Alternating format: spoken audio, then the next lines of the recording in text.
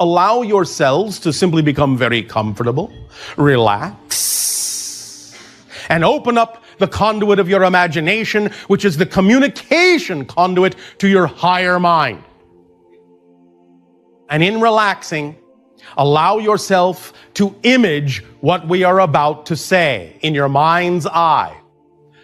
Now, imagine that you have a mirror.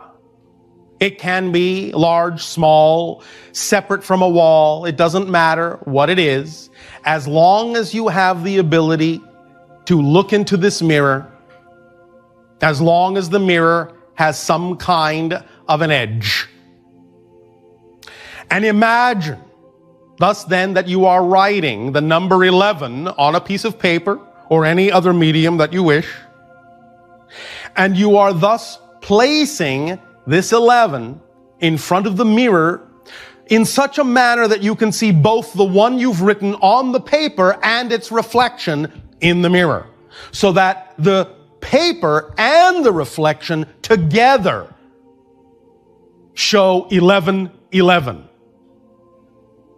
Thus then, once you have done that, allow yourself thus then to focus on this 11:11. Part in your reality, part in the mirror's reality. And allow yourself to feel vibrations. Whatever the idea of the number of 11, whatever resonance you find works for you in your imagination, imbue and infuse the idea of the 11 on the paper with that frequency, and allow yourself to also imagine that the reflection in the mirror is also vibrating at that frequency. As you imagine that the vibratory frequency passes from the paper into the reflection in the mirror, you can also begin to imagine that the mirror itself is starting to vibrate at that frequency.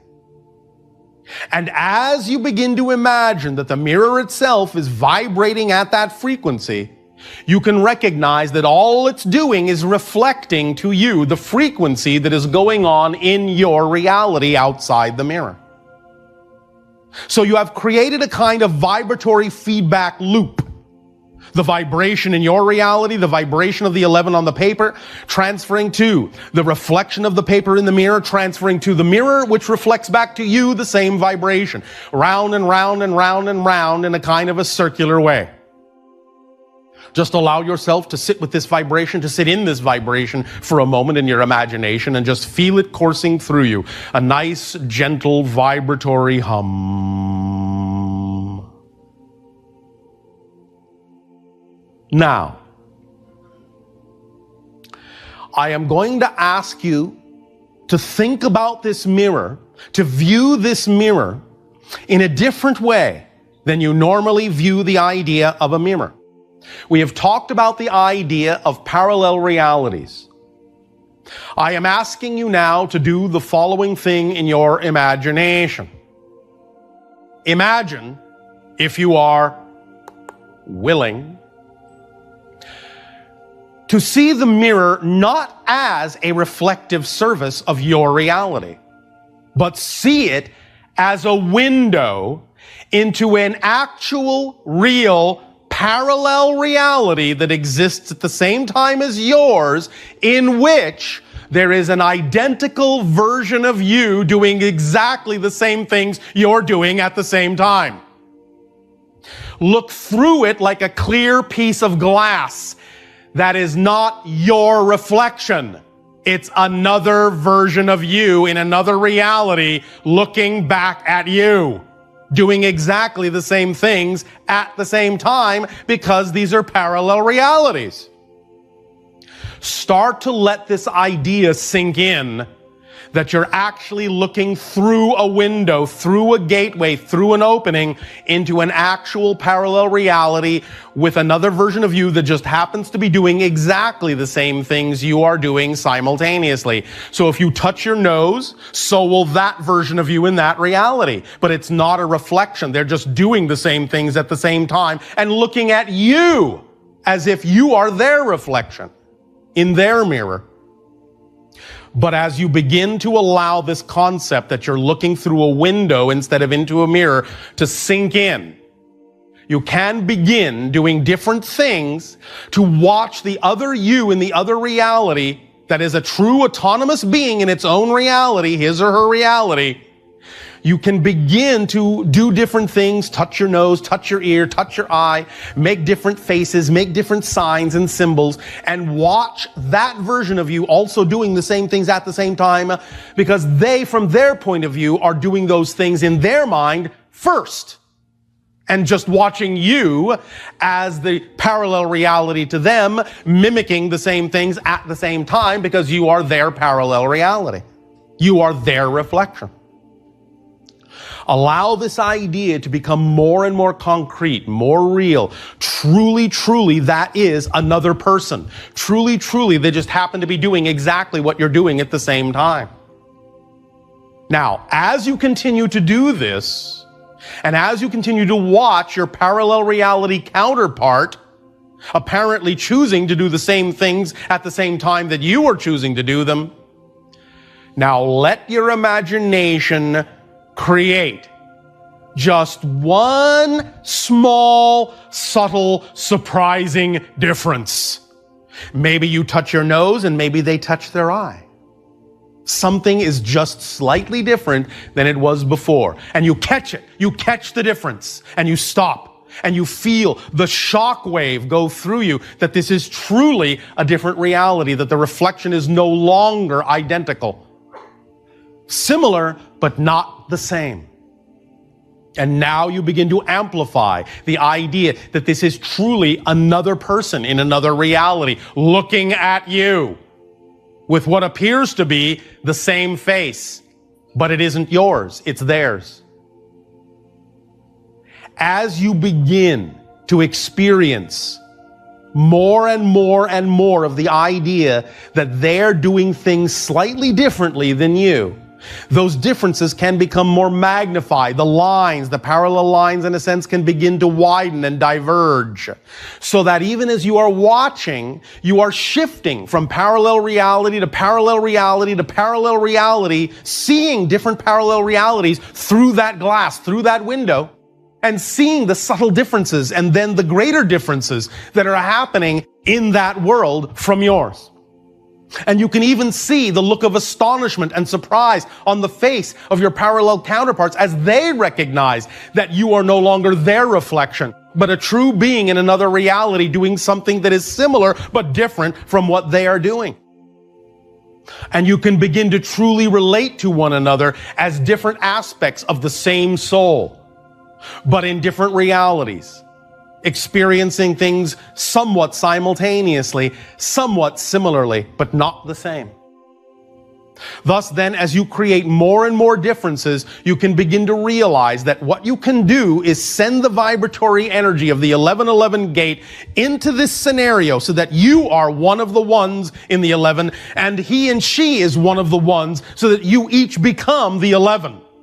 One of the ones in the 11. You become each a tuning fork, each a parallel line to each other, and you resonate to each other in such a manner that as you send these waves back and forth through the window, back and forth to each other, you build up this energy in such a fashion that you can each start to imagine the reality you wish to see, you desire to see, you prefer to see yourself in that reality, in that parallel world. Build up this image, change this image, visualize this image of that parallel reality becoming, shifting to the ideal reality you prefer. See all the things happening in that reality through that window that are representative of the reality you prefer to experience, and seeing yourself in that reality through the auspices of this identical partner you have now created in this simultaneously coexisting parallel version of yourself in that reality, who is seeing the same things in you, seeing the realities they prefer. And as you allow yourself to allow the reality on the other side of the glass to become exactly representative, precisely representative of that reality you prefer to experience, and knowing that at the same time they are doing the same thing for themselves, Feel the vibration of the 1111 gateway amplifying, connecting you, locking you together. Feel it magnify and amplify to a great degree the energy of excitement, the energy, the thrill of seeing that reality being lived, knowing it is real. And feel the vibrations of that reality and your reality now approaching the glass, approaching the glass, approaching the glass until the glass vibrates and resonates. And then the vibrations from one reality to another cross. And you are hit with the frequency of that reality, and that version of you is hit with the frequency of their ideal reality on your side of the glass. And you exchange instantaneously those vibrations, those realities. Let them sink in. And as the vibrations once again settle down, harmonize, you go back to the idea of seeing the glass as a mirror, seeing it be a reflection, an actual reflection that is now a reflection of the ideal reality with you in it. It is truly your reflection, your reality, your vibration, harmonized, synchronized, locked as one parallel reality stream. Even as you know that your counterpart is now experiencing exactly the same thing on their side for their ideal reality vibration. And you have assisted each other, worked with a parallel reality counterpart to assist each other in strengthening, amplifying, magnifying, and locking in the vibration of the reality you prefer and doing the same for them. And let that vibration now be your vibration. Let it become familiar as your vibration. Let the reflection be your reality. Let it be a reflection of the true you. And look back down at the 11 reflection and the paper 11. And know that anytime you wish, as you pick up the paper with the 11 on it, and see yourself holding that 11 in the reflection of the mirror that reflects your new reality, anytime you wish, you can avail yourself of this permission slip, this tool, this exchange. Anytime you wish to fine-tune, refine any idea of better harmonization with that reality of your preference, you can always, once again, use that as the phone number of the parallel reality of your counterpart. Place it next to the mirror so you can see the 1111 in the reflection, and dial the number up once again, and know unerringly that your counterpart will always be there on the other side of the glass, on the other side of the window, because they're doing exactly the same thing at the same time, because they're there to help you as you are there to help them. And this is one way to allow yourself truly to experience the idea of cross-connecting energies between parallel reality selves to aid and assist each other in really truly becoming more and more of who you wish to be, who you prefer to be. This is one way to truly amplify, magnify, and lock in a relationship with yourself, a relationship of reflection, a relationship of willingness to be more and more of who you are by being of service to other counterparts and allowing them to become more and more of who they are at the same time. Take a deep breath in and lock this 11 energy within yourselves. It is yours to use. You are, in that sense, constantly shifting from parallel reality to parallel reality. You are parallel reality beings. That is your nature. You don't have to learn how to do it. You do it automatically. You just need to learn to guide it in the direction of your preferential vibration.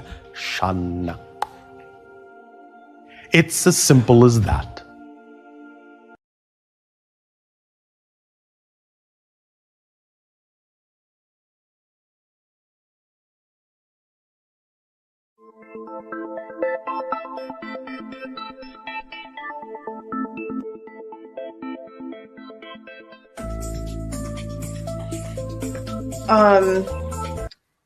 Did you say your ship is called Nexus? No, it's not called Nexus, but the idea is that it can use Nexus points in order for its ability to shift location to location. In a sense, any ship that uses that technology can be called a Nexus-style ship. And was the USFO that crashed at Roswell just as alive as that? No. Different kind of technology altogether, a little bit more akin to your understanding of technology. Do stories and fictional universes actually exist in their own right? And we are sort of seeing them and tapping into their energy when we read something or think about them? They can. Now, that doesn't mean that they're necessarily all experienced in the same kind of physical way that you experience your reality, but that doesn't mean that they're any less real. So when we say that they're all real in one way, shape, or form, you have to understand that that may include a multitude of dimensions, including the spirit realm. So they're not necessarily physical in the way that you know it, but they are real. You are tapping into a real reality on some level of consciousness. Now, again, some of them may be absolutely the way you imagine them, and some of them may be a little bit different. But somewhere along the line, all the attributes are real, whether they all belong in one reality or several. Okay. One individual, when they were a child, they dreamed that they basically visited inner Earth. And they felt that they were being teased by adults about this idea. Yes. Is there an actual inner Earth culture or an inner Earth reality? Yes, but it's not actually physically in your Earth. It's in another dimension. Many people may mistake the idea that it's inside your Earth physically because of how they may arrive there by going through different portals that sometimes can be underground or in caves or what have you. But without knowing it, they may have actually literally shifted into a different dimensional reality and still assume that they're on the Earth or in the Earth that they were originally on, which they're not until they go back through the portal and come back out onto their original reality, so to speak. But the idea is that there are other dimensions that are perceived as being inside physical objects such as a planet, but they're not literally there necessarily. They can be, but they're not literally there in your case. So people that find themselves in what they perceive to be inner Earth are actually in another dimension that they've shifted to without necessarily knowing it. And can you tell us anything about what it's like there? Well, there are many different kinds of places there. There isn't just one place that people go to. There are shells within shells within shells within shells of dimensions within dimensions within dimensions within dimensions. So it just depends on what frequency you entered the portal in as to where you wind up. And also what's relevant to your life theme in terms of what information you receive about that environment? Yes, so there isn't one place I can tell you about. In fact, aren't most of these things sort of geared towards what will excite us on a deep level based on our own unique? Well, generally speaking, or they're certainly geared toward the idea of the kind of information that you agreed to participate in the theme of exploration on Earth. And that's why people have so many different kinds of experiences, because it's all uniquely tailored for their consciousness. Of course it is. How could it be otherwise? Right. Yes, because you're doing it. This individual is very excited about Atlantis, and he wanted to know, or she, some hot spots to go to tap into Atlantean energy and give themselves the opportunity to receive information there. Well, certainly the Bahamas, the areas you know as Cuba, the area you know as the Yucatan, and even across the sea, the area that you know as Crete. Some areas in Spain, some areas in the area you call North Africa and ancient Egypt do still have some Atlantean remnants to the ideas of survivors that went there. So any of those places can be energy centers that you can gravitate yourself to based on what you're attracted to do or experience that can allow you as a permission slip more efficacy in tapping into Atlantean information. And I know the Bimini Road, many people think that it's underwater. Yes, and yes. You can actually swim along and look at the Bimini Road. Yes, well, it wasn't originally a road. It's a collapsed wall. Oh. Yeah, because it just looks like these huge concrete blocks. Yes. That stretch on for a long period of time, and you can swim along it. Yes. Well, if you look on a map that shows you what that area looked like when the water level was lower during the Ice Age, the ocean level was lower, you will see what the actual outline of that main Atlantean island was. And you can see more clearly when the water is lower, where other locations also allowed for cities to be built.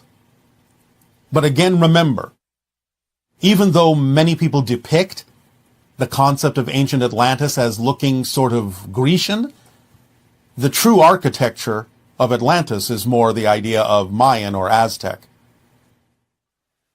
And it's quite rural in the sense of the society itself, yes?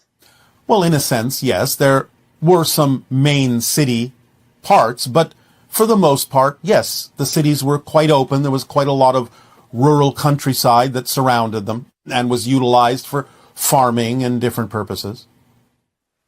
Will a time come where we'll actually be able to, in a sense, see, because our vibration is higher? Like, can you see Atlantis? Yes. On your vibrational level? Absolutely. That's why we're telling you the architecture isn't what most people think. That's so interesting. So we're capable of achieving that in our lifetime, yes? Yes, of course. Well, that's interesting. Okay, so this question has to do with interacting with different versions of a person. And does each version represent a different, distinct soul that you're looking at when you... If you're talking about the idea of one single body, then no. Doesn't represent different souls. It represents different aspects of the same soul. Okay. And then when people are a different version because they're in my reality that I prefer, does that different version depend on me, or is there something that they do? So does this mean that if I experience something that I view as negative, it's up to me to change my vibration, which will then give me a different version of that person? That can happen, yes. But the idea is that you're taking some information from them in your telepathic contact, and you're rendering out of your own energy, out of your own consciousness, a reasonable facsimile, not only of what you're getting from them, but also what you're taking from your own belief systems and what you need to see. So yes, very often changing your frequency, coming from a different place, will allow you to, quote unquote, manufacture a different version of them, because you've shifted to another reality where there already is a different version of them. Because now you're coming from a different place, a different frequency, a different reality. Yeah, occasionally you will actually hear of somebody having a negative interaction with someone and then going into a meditative state, communicating with that person on a higher level in a sense, and balancing their own energy in relation to what was communicated to them, and then going back and reconnecting with the physical person and finding that their behavior has also changed. Correct, but the truth is their behavior hasn't changed because the person they're dealing with is actually a different person. Okay, so they're getting another version of that person. Because they're in a different parallel version of Earth, yes. It's very interesting because it really does shift the focus back to your own personal responsibility, but at the same time, you're not to blame for other people's negative behavior. Or the fact that you see another person's negative behavior does not mean that's a one-on-one reflection of your own negativity. Correct. The issues that other people may have that you attract into your life may have nothing to do with your issues, but there's a reason why they're there. It might be because you need to help them.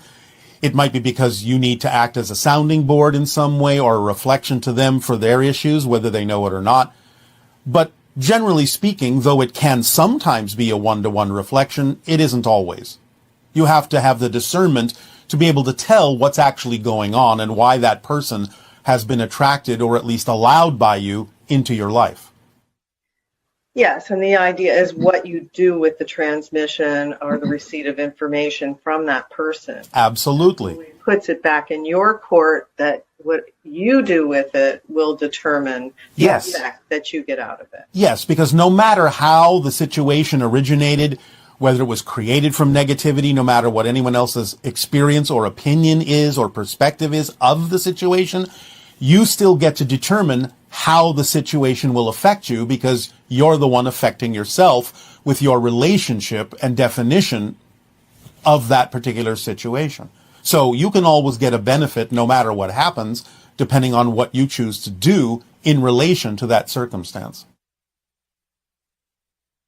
And when people die at the same time, like in a plane crash or something like that, do they have an awareness of the other people who are transitioning at the same time that they do? Sometimes, not always. Again, it depends upon their vibrational path. Yeah, it's just so interesting, like that a whole group of people would get on a plane and when it crashes, they're all transitioning simultaneously. Yes. Well, it's not really, if you stop and think about it, any more mysterious than all the people getting on the plane because they happen to be going to the same city. It's just that they're going to a city they didn't necessarily realize they were going to. Yeah. That's intense. Well, again, it's no more mysterious than the kind of orchestration that happens when you get on any particular kind of a device. So, again, the orchestration of getting a certain amount of people on a certain vehicle to go to a certain city is an orchestration. This is no different. And it's also the people may not be aware that they've chosen that, but at some level, they've taken the exit, in a sense. Yes. For whatever their specific purpose was or reason was, or it was their time. Whether they know it or not, they have bought a ticket to that particular destination in a coordinated orchestration with the others.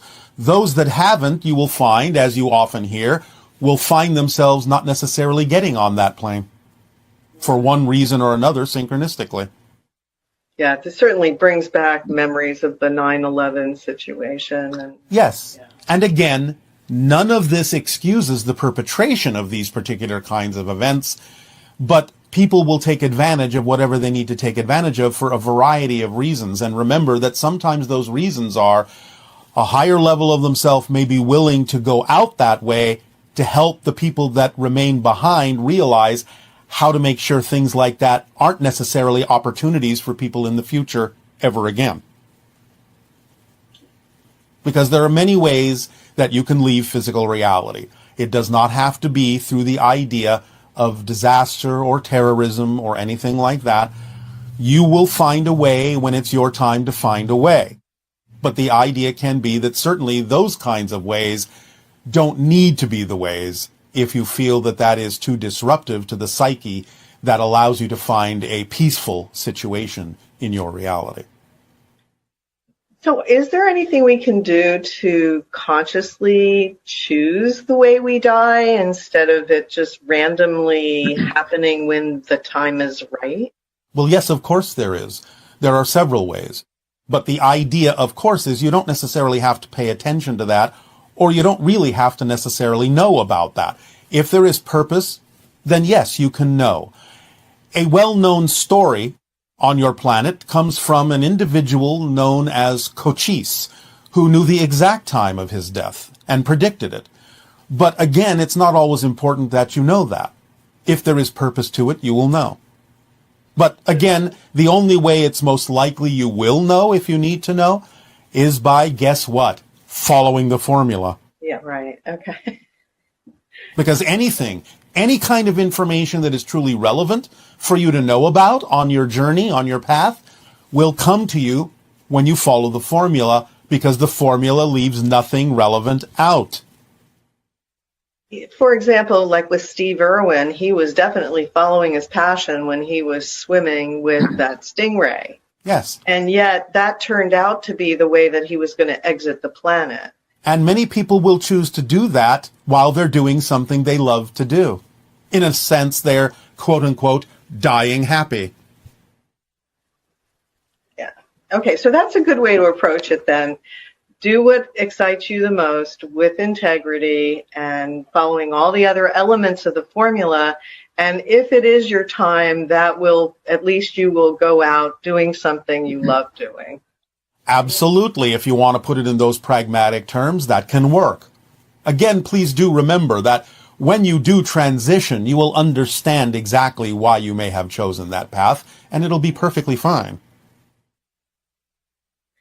And so energetically and mechanically speaking, what does it mean to be grounded or ungrounded?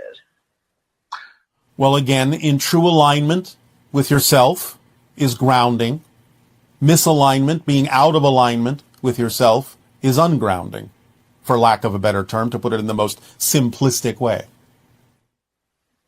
So in a sense, when you follow a shamanic path, do you need to keep a foot in both worlds, so to speak? As long as you find that it is not your time to transition, then automatically, yes, because any shaman or anyone in balance acts like a link or a bridge between the physical and non-physical realities. So yes, you're automatically a bridge. Therefore,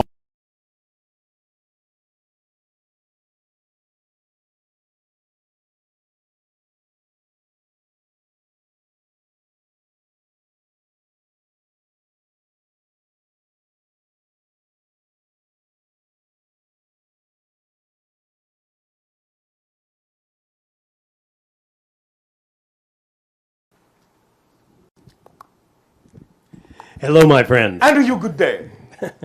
Let's see if I can ask two brief questions, or perhaps you can answer them fairly briefly because there are more behind me.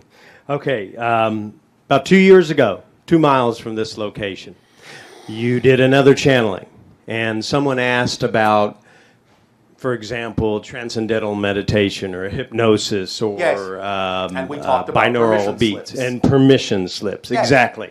So why is it that sometimes people have their permission slips and it works in very short periods of time? Yes. And other people, it might take 20 or 30 years of practicing with their permission slip Because and it's based nothing. on their belief system. They seem to believe.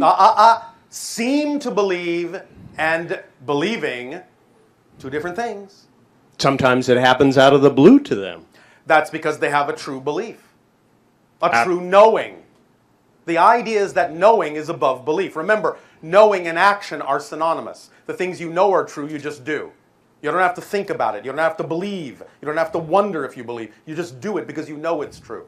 And there are certain areas of your life that may happen in, where other areas of your life it won't, because people have made a difference between those areas.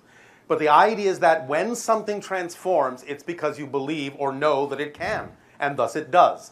If it takes longer, then either you believe it must, or it serves you that it does, somehow. That's why we created the permission slip originally, that we call the threshold of believability. Do you remember this tool? Briefly refresh my memory. Thank you, I will. The idea of the threshold of believability is this. Ask yourself if you believe beyond a shadow of a doubt, without a moment's hesitation whatsoever, that a certain amount of time, let's say 20 years, is more than enough time for the kind of transformation you prefer to occur. If without hesitation at all, even for a microsecond, you can say, oh yes, 20 years, that's more than enough time for that kind of transformation to occur. Then lower the amount of time. Is 10 years enough time for that transformation to occur? Oh yes, I believe, no problem whatsoever. I have no shadow of a doubt that 10 years is more than enough time for that kind of transformation to occur. Do you believe 5 years? 5 years, yes, no problem at all. How about 3? Well, maybe. As soon as you hesitate to answer absolutely, instantly, that's how long it will take with your current belief system. Then you go into the belief system and say, what would I have to believe is true in order for it to take that kind of time? Once you find that belief and have let go of that belief, take the test again and see if you can go past that mark. 3 years, Not a problem, not an issue. With my new belief system, I can see how easy it would be to transform in that time. 2 years, yes, not a problem. 1 year, as soon as you hesitate again, go in and find the belief system that says it will take that long and see if you can let that go. When you have cleaned out all those beliefs, whatever time is actually left is the time it actually needs to take for you to actually experience what you prefer to experience in that particular transformational experience. Okay. All right. And next question. Thank you on that. Yes, you're welcome. Let's see how I can answer it. I go to a variety of different channelers. Yes. And one of the channelers... Do you go to yourself, too? Say again? Do you go to yourself, too? Because you and everyone is also the first and best channeler for yourself. You are always, first and foremost, your own best guide. So when you say you go to a variety of channelers, make sure you do not omit yourself as one of them. Okay. All right? Thank you. And so? So you say be the example. Yes. So, for example, one of the channelers said, if we want to lose weight, Yes. we can practice forgiveness. And That might be forgiveness one way. is powerful. That might be one if way. If we want to lose 20 pounds, for example, Yes, we yes. could practice forgiveness. Yes. How would we practice forgiveness for it to be effective? Because many times when people have physical weight issues, it's because they are literally waiting to be themselves. They're holding on to their energy and afraid to be who they really are because they don't believe they deserve it. They believe they're unworthy. And so when they forgive themselves for having had those negative definitions that have limited them and let those things go through self-forgiveness, then they may no longer wait. They may no longer hesitate. And by flowing the energy of their true selves through them, then they can stop waiting. Thank you. And they will lose weight. Make Thank sense? you. All right. Does that help? Thank you. Yes. Thank you. In many cases, you can take advantage of the wonderful synchronicities of your own language in these issues. Wait. Hello, my name is Robert. And good day to you. I must say I'm very happy to hear that business about the weight because I definitely have to work on that myself. So all right. Thank you for that advice. You are welcome. Speak up. I must admit that I am unfamiliar with you. My apprentice only... What a coincidence. I am unfamiliar with you. Oh, I just love this guy, don't you? And my apprentice brought me to your attention, or you to my attention, Yes. about 3 days ago. All right. He couldn't really tell me a great deal about you, but I was wondering if you could... Now, you said that you were in a ship that I believe was geosynchronous above Sonora? It's not in a geosynchronous orbit, which would be 22,300 miles above your planet, but it is holding steady above Sedona. I like that. But my question right now is, well, say, for instance, we are here right now. Yes. And you are speaking, and you came through kind of like on time. Do you have a work schedule that you have an appointment book, say, for instance? Nope. Everything with us in our civilization is synchronicity. We always know we will be at the right place at the right time, exactly when we need to be there, not a second before, not a second later. Well, that must make it nice not to have conflicting events. But I also have another question. Are you, within your societal structure, an ambassador by order or I am a first contact specialist, yes. In that within the structure of your society, that's what is that your only duty? It is my family lineage. I am also a pilot and an explorer. I am also a sculptor. Oh, wow. I'd like to see your work, but I'm afraid you can't bring it with you. The next thing I'd like to know... Well, you can see it in your mind if I describe one of the things. Now? Yes, if you wish. Go ahead. Oh, all right. One of the things I have created as a sculptor is what you would call a double-banded helical spiral out of a type of crystalline nanomaterial, you would probably call it, that actually spirals up from the ground to about a distance you would call 1 mile above the planet. That is one of my sculptures. A physical sculpture? A physical sculpture. I saw something, but probably not as good as what it would be if I were That's all accurate. right. You can think of the idea of a DNA spiral and you'll be close. Excellent.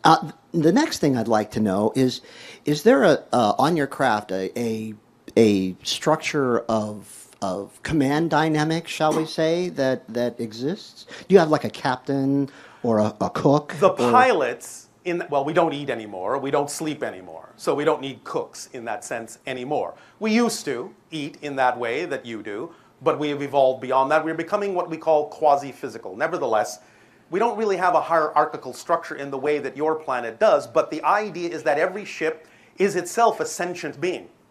And the idea is that the pilot of the ship, in that sense, is bonded to the ship telepathically. Thus, then, only the pilot can fly it, because only the pilot can communicate with that particular ship, which is, in a sense, a physicalized symbol of the pilot's own higher mind. Does that make sense in your language? Oh, yeah. Oh, all right. Quite well. This is why, if you were to board one of our ships, you would see the idea of the so-called control console, but it would be completely blank. It would be a whitish crystalline material that would look completely devoid of any controls. That's because in the telepathic connection between the pilot and the ship, the pilot is the only one that can see the controls. Ah, that makes perfect sense. Well, to me. Oh, all right. Makes perfect sense to us, too. That's why we do it. Let's see. Where else was I going to go? I'm sorry. You said that your organization was... Organization? My civilization in our ancient language, which we no longer really use that much, is called Sasani, meaning place of living light. Sasani being the people. Okay. I'll have to absorb that. It's going to take me a little while. But it is in another dimension, a slightly alternate reality from yours, another frequency from yours. But if we were to overlap our physical reality with your physical reality, you would be able to set a course to our world by going about 500 light years in the direction of your constellation of Orion. Okay. But you cannot see our star from your reality because we're in a different dimensional plane at a different frequency domain, just as we have to shift to your frequency domain to interact with your reality physically as well. Yeah, actually, that was rather simple to understand. Yes. Now, I have another question. Yes. I take it that there are a number of, shall we call them species, races, or whatever, that are looking at us at this particular time. Yes. There was one that, again, my apprentice brought to my attention because he's always showing me things and I'm teaching him all kinds of stuff all the time. The galactic... get up here and I have a senior moment. Everything. The Galactic Federation. Have you ever heard of those? What we call the Interstellar Alliance, but there are actually many different kinds of alliances, many different kinds of what you might term federations or associations or alliances. So there is actually more than one.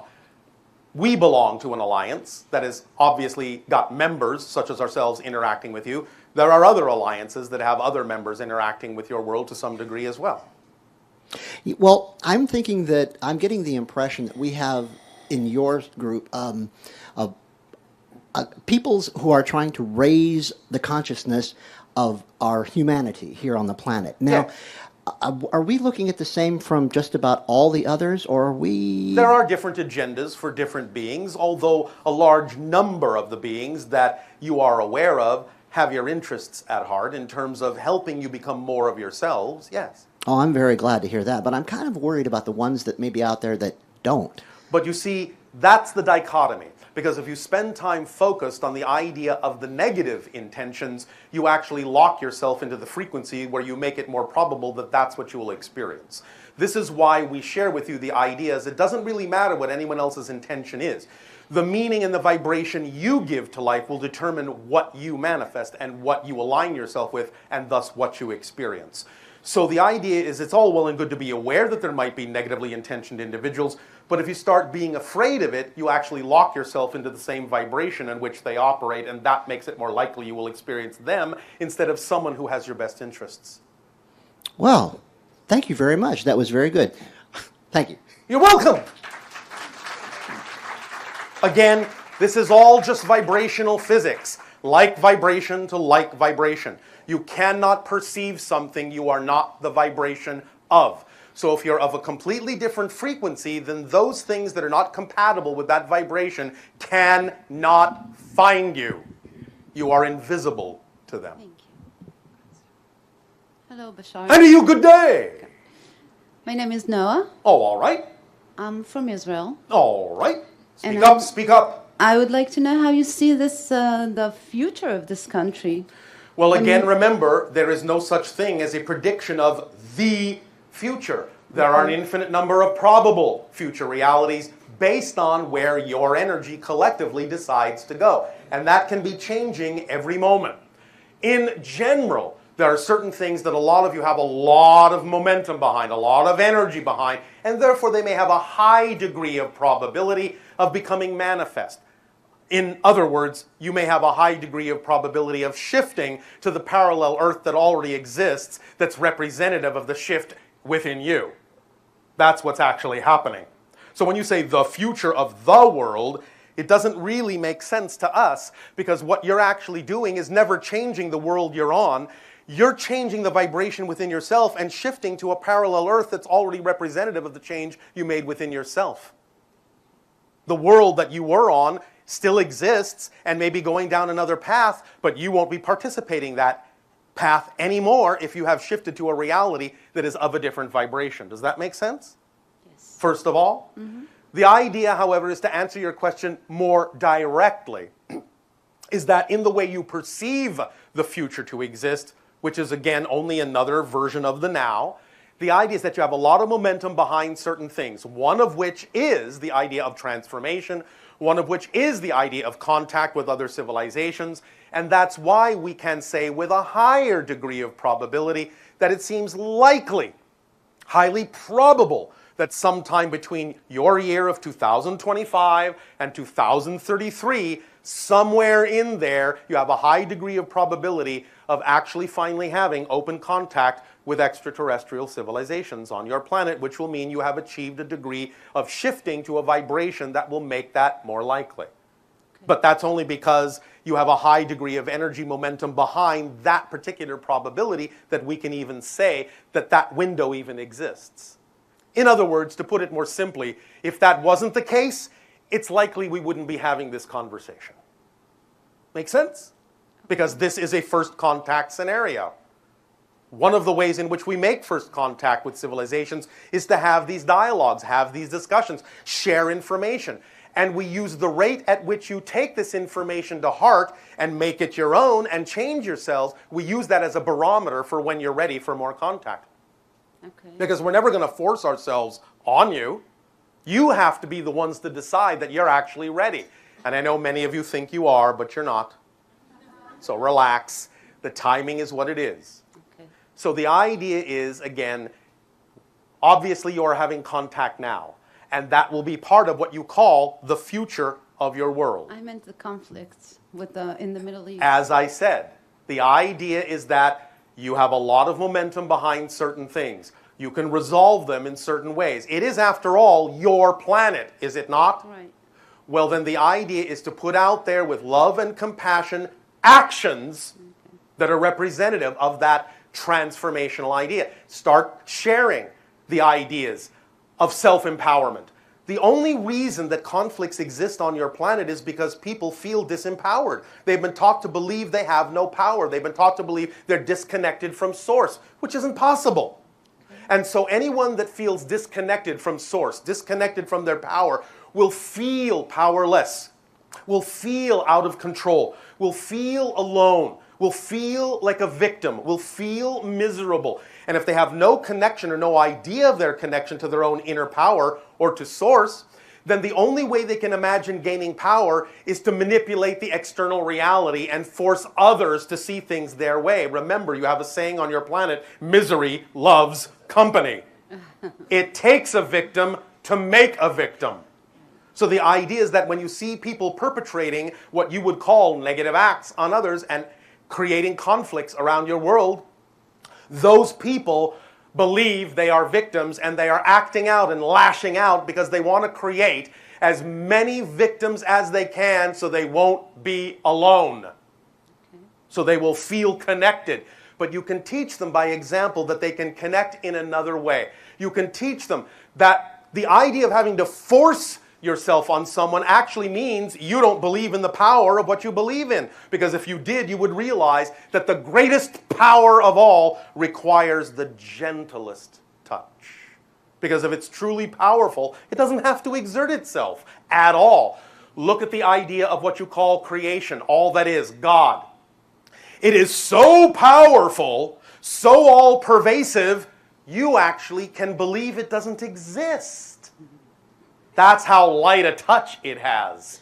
Because it doesn't need to have a broader touch than that. Because it doesn't need to, because it is everything that exists. So what power does it need to exert over itself? None.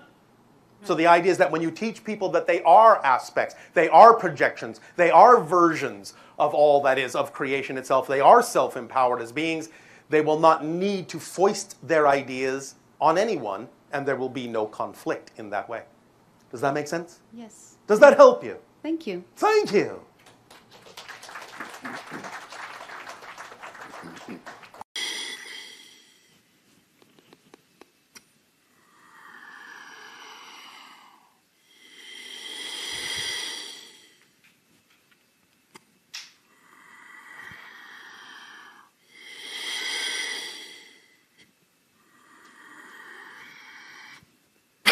Say, let us continue the transmission in the following way. Well, first of all, since you are all banding about cell phone humor, you may often turn your phones to vibrate. We turn ours to high vibration. Let us continue with interactions of questions and answers.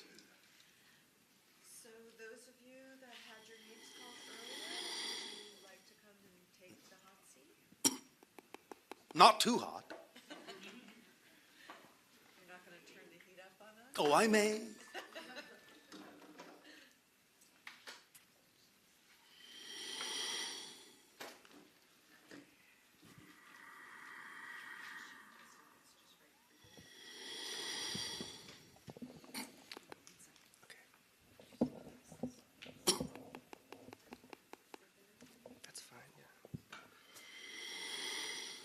Good afternoon, Bashar. And you good day.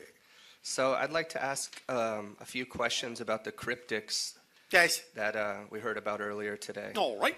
And the first one is, we heard Willa tell us there's 33 of them. Yes. Are they all female or is it a mix? No. It is a mix. Okay. And a few of them are neither male or female. And do they all look similar to how she described herself looking? No. It will also depend on many things. Depend upon the mix of genetics.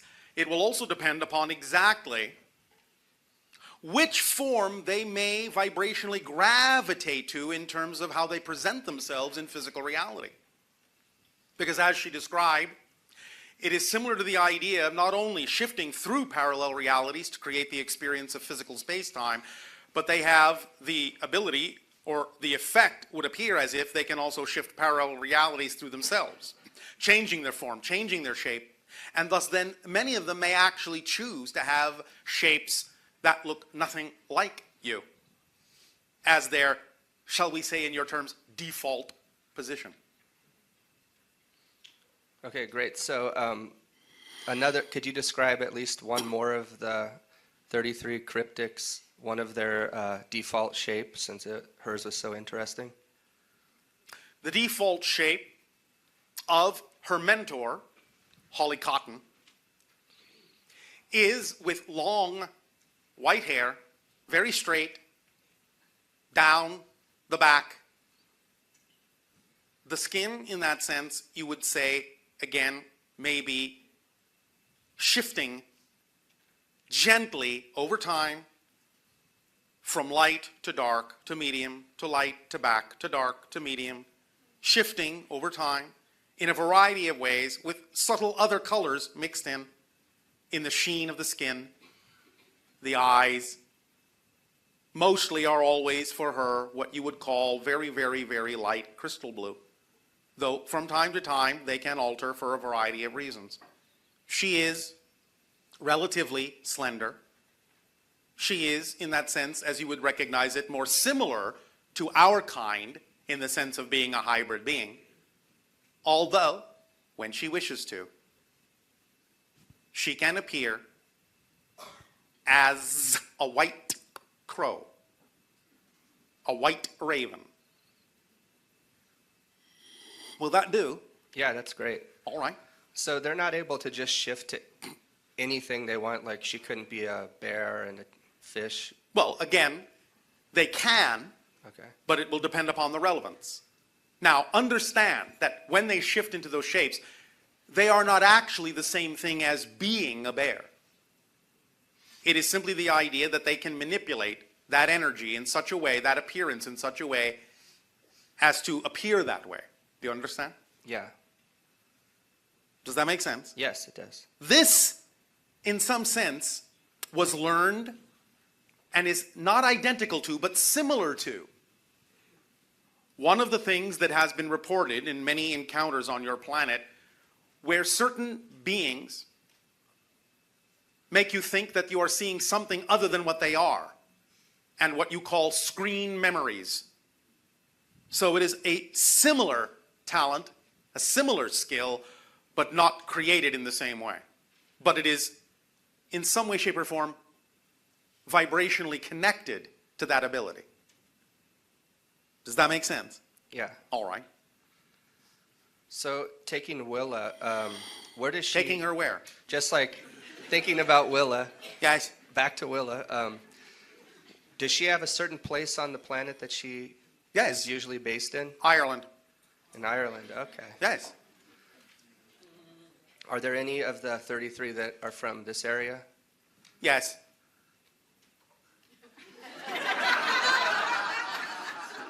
What is that being like?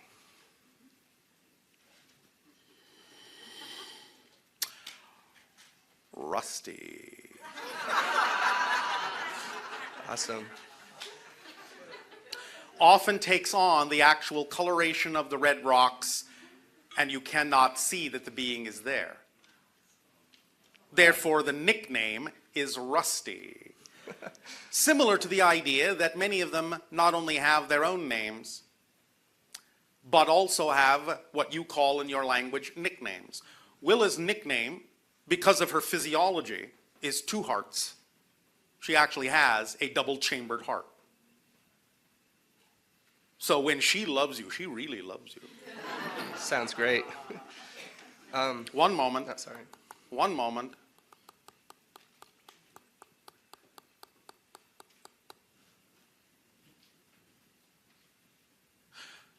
The individual in your general location, in that time frame, the one we have referred to as Rusty, is actually named Sage Primrose. You understand? Yeah. All right. You will find that many, as we have said, of the hybrids, when they appear on your planet, will take nature names for first and last names, quite often vegetation names. This is why we have said that even though Willa Hillikrissing is her name now, as these names have evolved in their language, if she had been born in an earlier time, it would have been Willow Hillikrism. But it has evolved into Willa Hillikrissing. Although holly cotton is holly cotton, sage primrose is sage primrose. No change has happened in those particular dialects. Does this help you? Yeah. All right. And there's 33 on the planet in 700 years in Willa's now, right? That's what Yes. she told us. So, In what she would call her sideline, so your upline. yeah.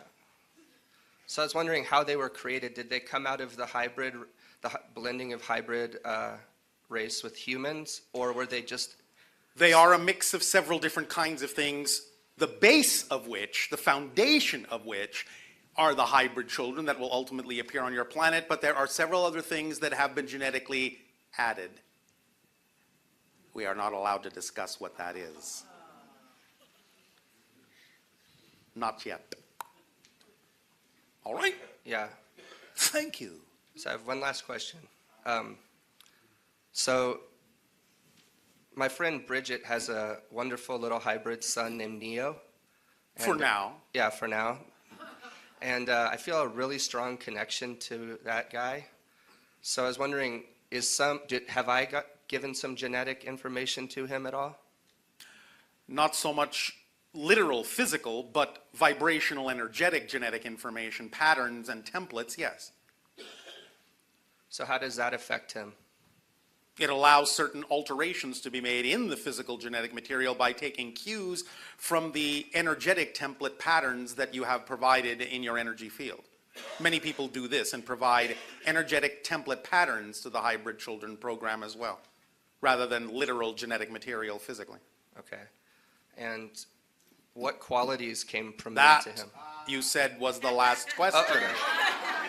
All right. Well, thank you. Thank you. Yep.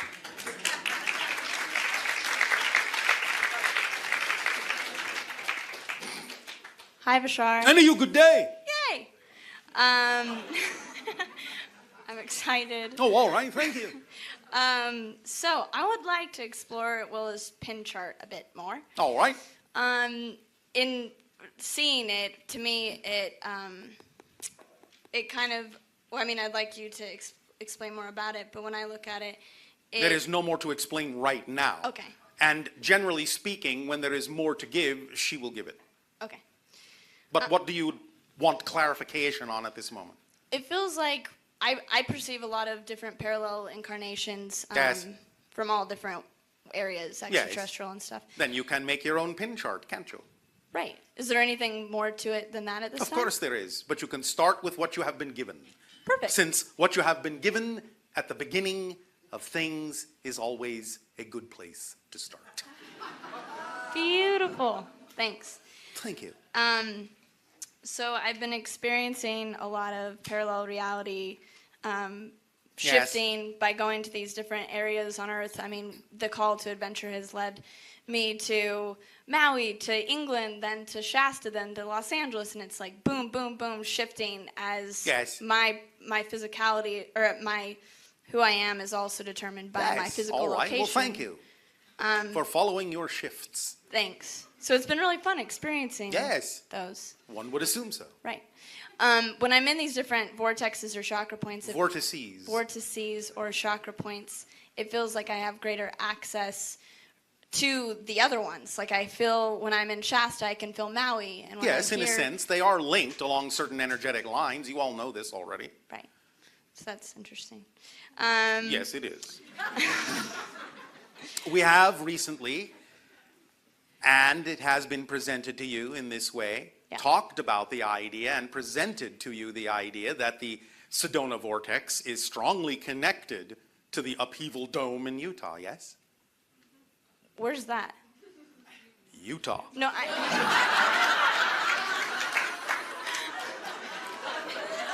It is in southern Utah at the northern end of what you call Canyonlands. Thank you. I'm from Utah, so It is a unique impact crater on your planet. There is no other like it. Explore Upheaval Dome and you will see what we mean. Thank you for that. Yes. I have a question about England and it being a part of the New World Network that I'm co-creating. Yes. And would Glastonbury be the general location for that? I don't location? know, would it? It feels so. Well, then I guess it is. Perfect. Thanks. It's up to you to decide that, is it not? Using your own vibrational compass? It is, and that's what feels right. Then why are you asking us? I just was confirming that with you. How does what I have to say confirm anything? If you have decided that that is what is true for you. Yeah, that's true. Thank you. So when I was at the cetacean workshop, the gatekeeper that came to me Yes. was kind of a elven-looking guy with wings, and it came up at lunch break that Yes. it might have something to do with the 33, or Not directly, except indirectly, in that one of the symptoms, as we have said, of accelerating your vibration and being more capable of peering into parallel realities and other dimensions is that you may also begin to see what is all around you all the time, that you have called nature beings, nature spirits, but now they become a little bit more visible to you. Yes? Yes. And then I don't know if she'll be called later, so I'm going to ask for right before Willa came through on December 22nd, I channeled through Laura Geiger's hybrid daughter, who was named Willow, and we're wondering about the connection between Willow, the freelancer to come, and Willa. Well, you can keep on wondering. Wondering about Willa. Yes. Beautiful. Thank you. Thanks.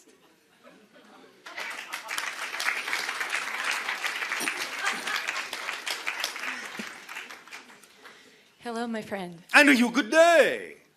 I feel like this is an appointment that I made, Yes, of course. Otherwise it wouldn't be happening. and I have a couple questions. Yes.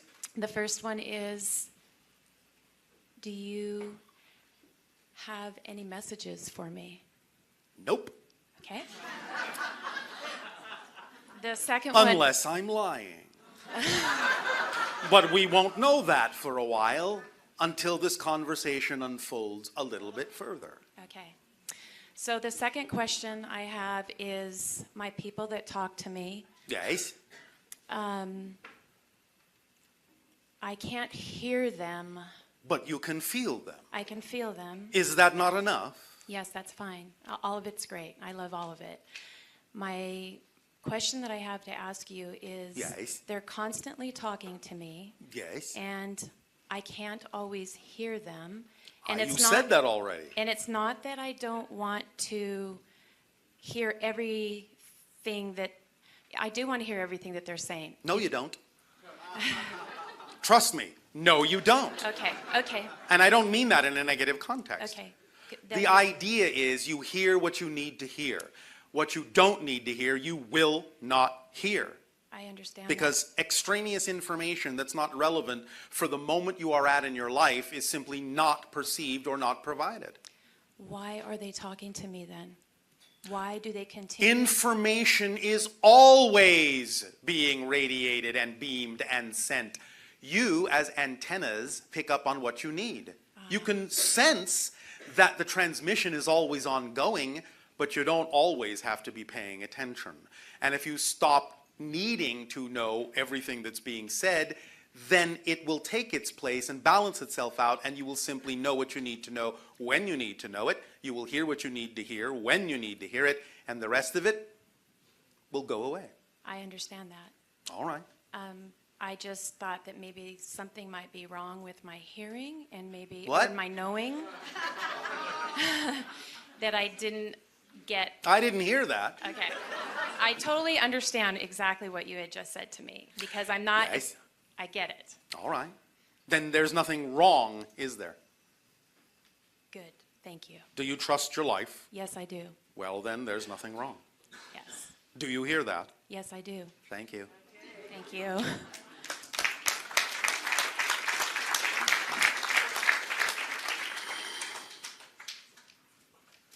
Hi. And to you, good day. Thank you. Speak up, and be bold. Sure. Sure. Well, I wanted to. Yes. I have this word that keeps on coming. What word is that? Kundalini. Yes. What about it? Well, You understand what that is, yes? I believe so. Oh, all right. Do you know so? I think so. I think so. I believe so. All right. I mean, I Well, what about it? What about it? I The believe word it's, keeps coming. Do you do anything about it? yes, actually. All right. And so then, what do you need to discuss about this? Is it working for you as a tool? As a permission slip? Yes. All right. Then what needs to be discussed? I guess it's power for human consciousness. Power. Yes. Yes. And what does that mean to you? Well, you know, when we listen to someone like you or other teachings, Yes. we really open ourselves and we're like, oh my God, yes, I want that. You know, I want that. All right. So the question is, why don't you do that all the time? Exactly. Thank you. Do you have a good answer for that? Well, Kundalini. has been one of the gateway. All right, and so? And I wanted to know, as you in Yes. your dimension, Yes. what is how do you perceive Kundalini in the human form? Very well, thank you. We perceive it as high vibratory energy linking and balancing all the energy points of our system. Wonderful. And connecting us directly to the vibrational alignment with Source. Wonderful. How do you experience it in your dimension? Here you go. Well, in my personal experience, Yes. I have been under control over my Kundalini. Control? Yes. We talk about mind control, and I do believe I allowed it to be this way in my life so I could sense and feel my power as a creator, as a All co-creator. right. All right. Okay. And The way it was channeled, I would say, or presented was in a way blocked. The energy of the what Kundalini. does that mean? The way it was presented Yes. was blocked? If Yes. it was blocked, how do you know it was presented? Well, no, it's like there was part of information that were not talked about. So? Like the sexuality part. Yes, well, but you can investigate and discover that on your own, can't you? I guess Oh, I you just have been, have you? Oh my God. And I encourage it actually. Because it has Yes. so Bashar. Yes. You know, Yes, I do. what I'm trying to say is that, you know, there is those teachings and we understand them, but we're human. We want to feel, we want to live, you know, we want. Excuse me. Yes. What you are all becoming is fully human. What you think of as being human is not. Well, okay. Can you explain a little more? Many of you say, I'm only human, but no, you're not yet. The things, the restrictions, the constrictions that you put on yourselves, the resistances you have to your own true vibration makes you less than fully human, expressionally. So, what you are learning by absorbing all these ideas and allowing yourself to feel the flow of these natural energies through you is your way for now of using that to allow yourself to become more fully human. Does that make sense? Yes, it does. Are you willing to continue with exploring the idea of joy and excitement and pleasure in an integral way, in a balanced way that you know will always be expressed in a positive manner to the best of all concerned? Yes, Bashar. Then there is absolutely nothing you need to worry about. Thank you. Do you think that that is true for you? Totally. Do you believe that that is true for you? I would say, can I add something? Maybe it will help. By others all too. means, call upon your imaginational link to your higher mind and embellish what we have given you. So, okay, being human. So we you know, there is more to that. Wonderful. Yes. But I am human now, and In a variety of ways, yes. right. And so I have to start from that point. In a sense, yes, you have chosen to. Yes, and so. And I believe there's a beauty in being human here on this earth, you know, All right. Gaia. Yes. It's wonderful. Yes, And and, I'm getting not there. but, and, And yes. how have been a little bit challenged by how one take care of oneself, you know, self-love and Yes, well, compassion congratulations on the challenge. and nurturing, Yes. right? Remember, the challenges that arise in your lives are the themes you chose to I explore. do, yeah. And it's wonderful. It I'm is. grateful. It is. You are full of wonder, full of greatness, grateful. So no but and how can one not hurt? That's been something that just Not hurt yourself or not hurt others? well, I would say others. Is that the question? When you say, how can one not hurt? Are you speaking about others? I am. I mean, as far as I'm concerned. Well, are you doing something intentionally to hurt them? No. Then how can you hurt them? They can still choose to be hurt, you know. They can choose to hurt themselves relative to what it is you are choosing to do. And it's not like you can't make, in a sense, a mistake. Mm-hmm. And you can use other people's guidance and advice to say, well, you seem to be acting a little bit out of your integrity here. You might want to take a look at that. But it's up to you to decide whether that's actually true or not. Mm-hmm. If you're willing to explore the possibility that it might be, then in a sense, you're not out of integrity. And there is no worry about intentionally hurting anyone else. If you, in that sense, unintentionally do something that is out of integrity, you can say, all right, well, that wasn't my intention. I apologize. And now I have learned that by doing what it is I don't prefer to do, I now know more clearly what it is I do prefer to do. So thank you. And thus then, if you're not doing it intentionally, then in that sense, you are not responsible for what another person chooses to feel relative to you being true to yourself. Because you can only be responsible to people. You can't be responsible for other people. You can only be responsible for yourself. I understand, believe me, but... Oh, believe you? And as a human, it is challenging to see others suffer. But do you not understand that sometimes the idea is that they have chosen this for their own challenge? I'm not justifying that they have to, but many times people will experience what you call suffering because they are resisting their natural selves, and sometimes they actually choose that for a very, very positive reason. It is not up to you to decide necessarily the purpose behind what they have chosen. However, the way to help them best, if they have experienced the suffering out of resistance to the natural self as opposed to a true conscious choice or even an unconscious choice that actually serves a positive purpose, is to simply be the best possible example you can be of choosing a life of joy and excitement, and then you give them at least the opportunity by seeing through you the example of what they could also choose for themselves. But if they choose not to go that way, you must allow them their choice. Because if you don't allow them the freedom to choose, even suffering, why should you be allowed to choose what you prefer? Yes. Do you understand how this works? I do. Well, thank you so much. Our unconditional love to you.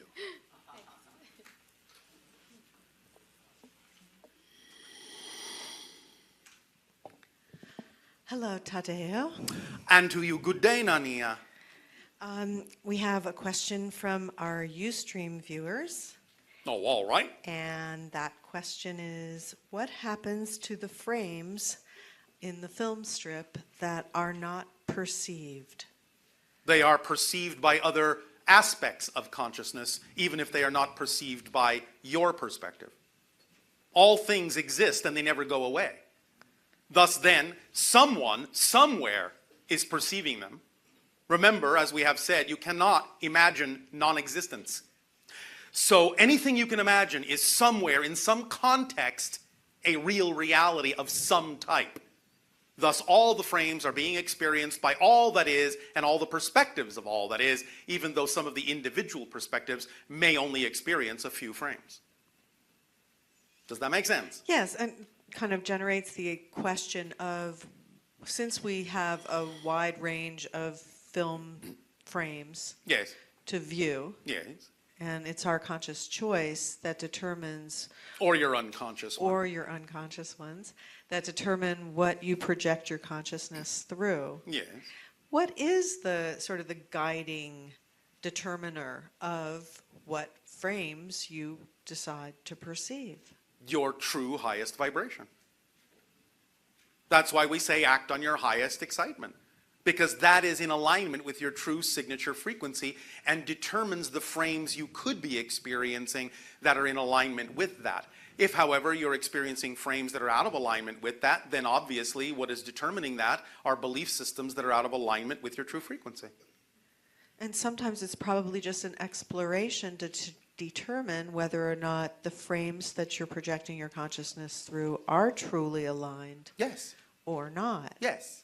And so In you that always- sense, you could say the paradox is that sometimes frames that seem out of alignment are actually in alignment if they are in alignment with the thing and the theme that you chose to explore about being out of alignment. So it's almost like it's a lucid dream. It is a lucid dream. Well, more lucid for some than others. Does that help? Yes, that's really interesting, actually. Was there another question that you had? There is. There's a question from Michael and Amira, the Yes. individuals that have been gracious enough to bring Angel Valley to us and bring Bashar here. Yes. And they had a very unusual thing happen where... An exciting thing. And yes, very exciting. Gone with the wind. I don't know if they mentioned it to the group before we got here, but we were originally going to have this gathering in the big tent that they Yes. had below. Yes. And then on Monday, a huge windstorm came through and just seemed to target the tent and Yes. found a weak spot on it, knocked it down, and now we're here. Yes. So they were questioning or Any weak spots will destroy the entire structure. See the analogies? all too clear. So, integrity on all levels, impeccability on all levels is necessary to move forward. But I will also share with you perhaps a little bit more humorous, but no less educational reason. Things were getting just a little too intense.